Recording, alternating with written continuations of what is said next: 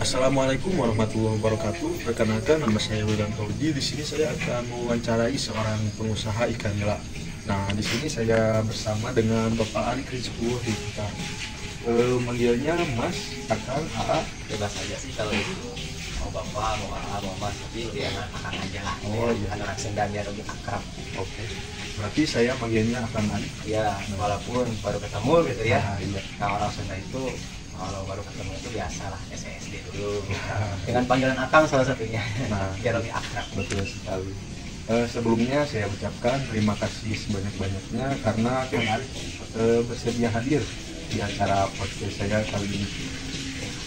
Untuk selanjutnya mungkin sama saya akan sedikit ditanya-tanyai gak Bapak gitu ya kan? Bapak dan alhamdulillah juga sih sami-sami ya. Oh, iya.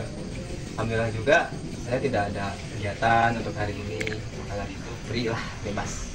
Ini apa sih namanya, tugas apa sih?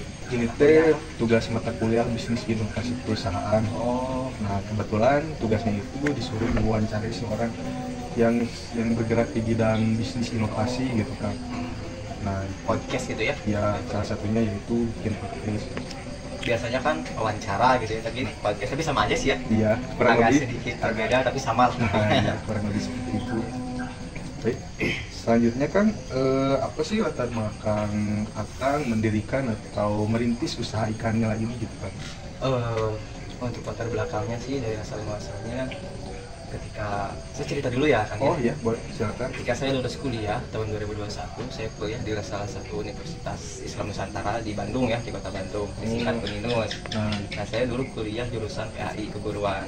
Nah, kenapa saya kok bisa sih sudah lulus sarjana gitu ya, keguruan lagi, tapi kok nggak sesuai dengan apa sih bidang pekerjaannya atau profesinya, dan sekarang malah jadi ternak ikan gitu ya, ikan nila salah satunya. Nah, karena saya dulu mikirnya gini, kalau saya menunggu panggilan dari sekolah-sekolah, maka akan sayanglah waktu gitu kan. Nah, untuk mengisi kekosongan waktu, saya mulai merintis lah, adalah ide gitu ya, untuk apa sih ya, biar menghasilkan cuan gitu ya. Salah satunya yaitu ikan nila, karena saya lihat fasilitas, kalau bahasa Sundanya mah balong gitu ya, ada balong gitu yang nganggur ya, airnya ada, balongnya ada, tapi nggak ada isinya. Di situ saya mulai apa sih, mikir, oh lebih baik ikan aja lah gitu ya.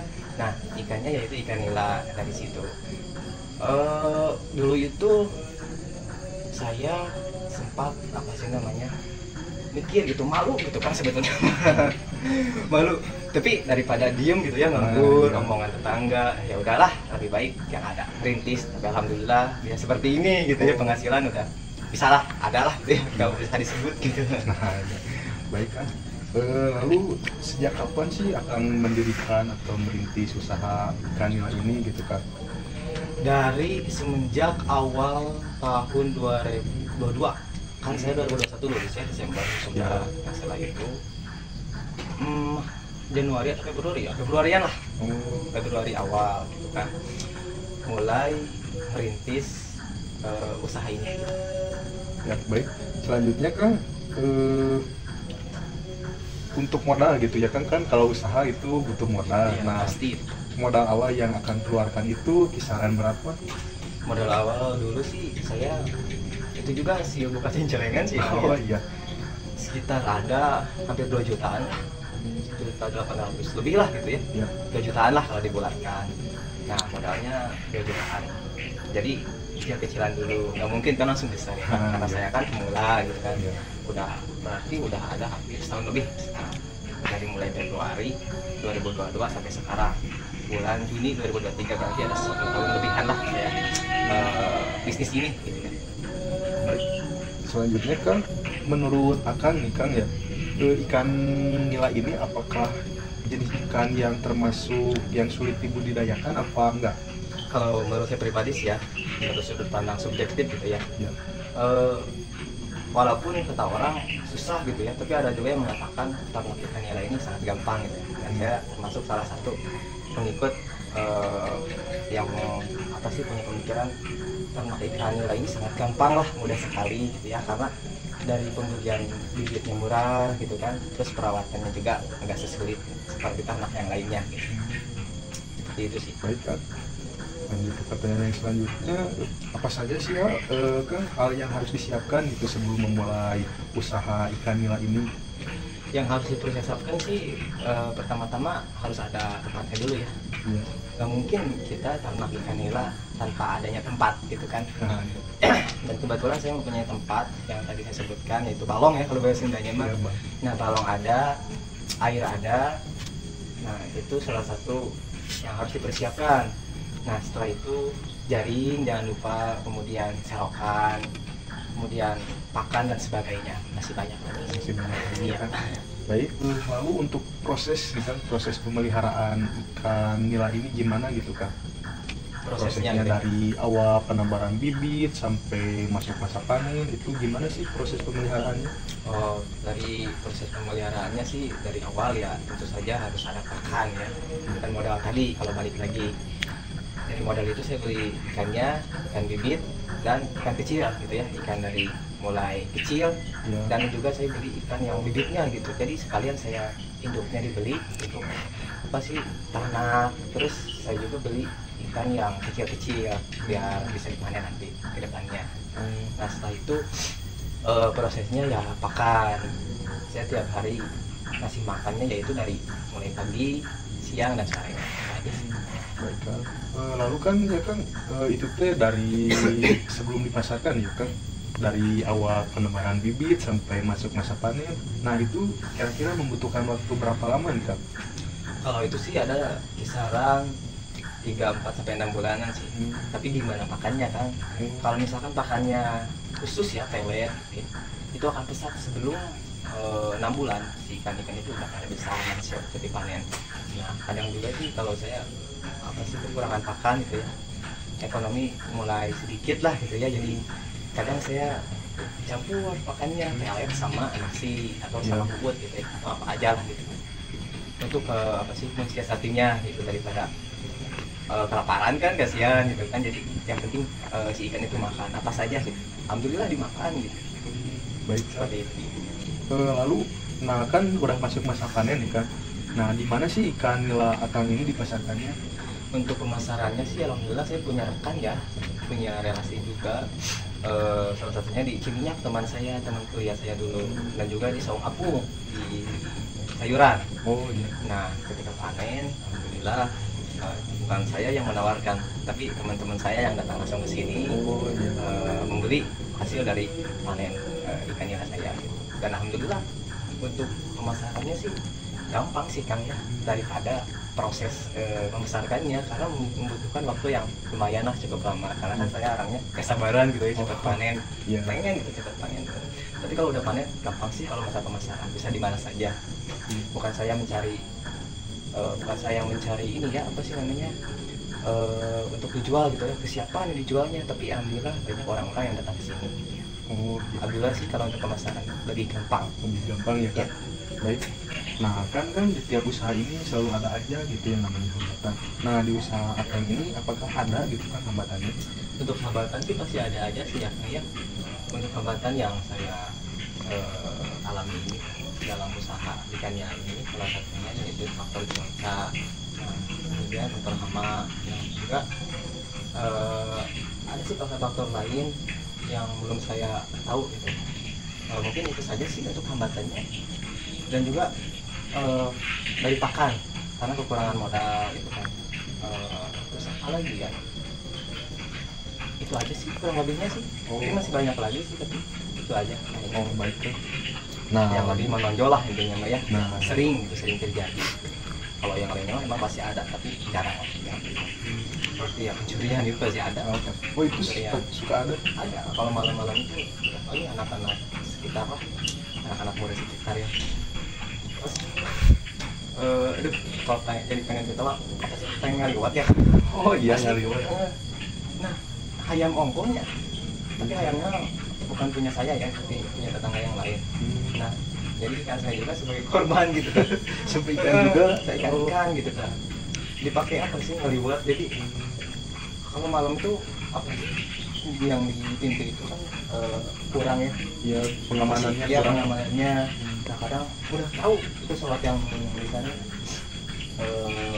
bisa buka, kemudian kan di sini tersedia jaringnya Iya. dan serokan. Ya gampang lah untuk dicuri kan. Kayak udah difasilitasi gitu kan. Jadi diserok gitu tak, jadi nggak dipancing. Kelamaan tidak ada serok, jadi diambil aja gitu. Cuma itu sama saya yang salah satu membuat saya rugi. Dan masih banyak kan. Dan masih banyak Jadi lagi. kurang lebih sih seperti itu.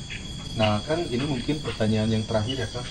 Nah apakah ada yang ingin Akang sampaikan itu buat yang ingin mengikuti jejak Akang berbisnis ikan nila ini supaya gimana ya sedikitnya supaya bisa meminimalisir kegagalan bagi pemula-pemula yang ingin mengikuti jejak Akang gitu. Untuk siapa aja sih ini Maya, kalau mau usaha pasti ada kegagalan, tapi dari kegagalan itu kita jangan sampai down gitu ya. Kalau gagal ya bangkit lagi, gagal bangkit lagi gitu. Yang awalnya terbentuk jadi terbentuk. Dan alhamdulillah kenapa saya bisa seperti ini, karena prosesnya lumayan kan. Ya kegagalan dulu seperti yang saya tadi sampaikan makanya gitu ya, tapi tips dari saya jangan berputus asa, tetap tekuni, jalani, fokus gitu ya ke usaha kita masing-masing atau Anda gitu kan, usaha apapun ya, salah satunya ya usaha inilah. Kalau ada faktor yang menyebabkan kita rugi ya maka jangan berkecil hati, tetap aja lakuin semaksimal mungkin agar bisa saat lagi naik gitu kan. Kan namanya juga usaha naik turun ya, kecuali gaji PNS mah naik terus, beda kalau usaha kadang naik kadang turun apalagi pada kaum muda ya. Silahkan kalian jangan malu apapun usaha kalian, jalani aja, jangan pikirkan apa kata-kata orang. Mungkin kata orang atau tetangga bilang kok lulusan sarjana atau lulusan SMA favorit misalkan ya, jadi pengangguran. Untuk meminimalisir perkataan orang lain yang membuat kita sakit hati, kita buktikan kita jangan malu, itu saja sih mungkin. Walaupun sarjana ya, saya juga sarjana kan. Oh Akang juga sarjana? Iya, sebetulnya ada sih rasa malu, tapi lebih malu lagi ketika saya tidak bekerja. Lebih malu lagi ketika saya pengangguran, ketika dikata-kata oleh orang lain ya, apalagi tetangga. Tahu mungkin Akang pedas omongan tetangga. Waduh, sangat pedas sekali itu. Nah untuk pemuda dimanapun, terus aja jalani apa yang kalian sukai, maka lakukanlah. Karena kalau kita suka pada profesi itu, insya Allah mau gagal apapun gak akan dipedulikan. Kan kita suka ya, dasar suka gitu kan. Nah dari atas dasar suka itu kita termotivasi terus berkembang. Walaupun gagal tetap aja gak apa-apa, yang penting saya suka lah dengan profesi itu. Seperti itu aja sih untuk tipsnya gitu. Saya sekarang kan alhamdulillah sudah keterima salah satu sekolah, saya juga ngajar gitu. Oh berarti profesi Akang selain pengusaha ikan nila ini juga seorang guru gitu kan? Iya, seorang guru di SDN dengan gua Nyimpang SD. Alhamdulillah, walaupun ya baru pemula honorer gitu ya, gak apa-apa. Daripada berpatokan ke gaji guru gitu kan, ya seberapa. Nah, untuk sampingannya yaitu usaha nila ini. Kalau penghasilannya sih lebih gede ini ya daripada honorer gitu kan. Sebetulnya jadi pengusaha itu sangat cepat kaya, sukses dibanding kita bekerja pabrik. Bukan berarti saya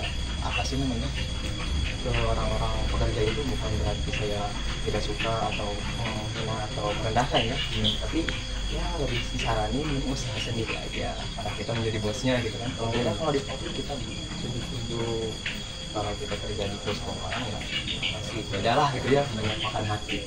Kalau usaha sendiri kan enak gitu kan, siapa tahu kedepannya saya juga insya Allah punya anak buah. Kalau sekarang sih baru satu sih anak buahnya. Oh iya, gak apa-apa kan, semuanya aja Nanti kedepannya ya bertambah lah pesannya. Itu aja sih untuk tipsnya dari hambatan ketika kita dilanda kegagalan, juga tips untuk anak muda agar kita terus berkarya. Itu aja sih. Nah itu dia kisah inspiratif dari Kang Ari yang berprofesi sebagai pengusaha ikan nila dan juga sebagai guru SD, guru PAI ya Kang? Di SDN Galanggang 2. Nah, guru PAI di SDN Galanggang 2. Nah itu saja dari kami, sekian dan terima kasih banyak. Wabillahi taufiq wal hidayah. Wassalamualaikum warahmatullahi wabarakatuh.